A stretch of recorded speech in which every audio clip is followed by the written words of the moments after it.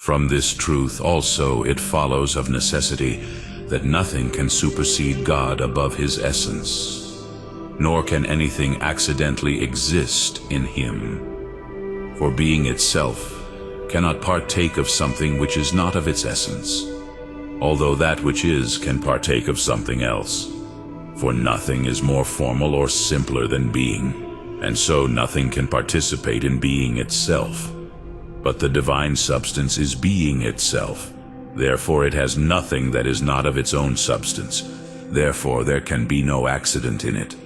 Further, everything that exists accidentally in someone has a reason why it exists, since it exists apart from the essence of that in which it exists. If therefore something is accidental in God, it must be by some cause. Either then the cause of the accident is the divine substance itself, or something else.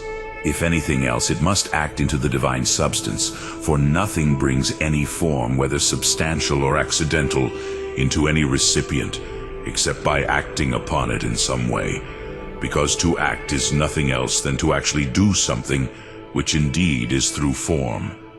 Therefore God will suffer and be moved by another agent. That is contrary to what is predetermined. But if the divine substance itself is the cause of the accident which is inherent in itself, now it is impossible that it should be the cause of it according to the fact that the receiver himself is, because in this way he would do the same thing according to the same thing himself in the act.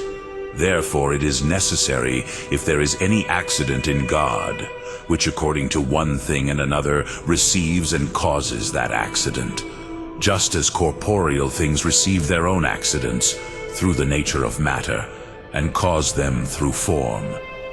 Thus, God will be composed, the contrary of which was proved above. Again, every subject of an accident is compared to itself as a potentiality for an act, in that an accident is a certain form making an actual being according to an accidental being. But in God there is no potentiality, as was shown above. Therefore there can be no accident in it. Still, to whomsoever something exists accidentally, it is in some way changeable according to its nature.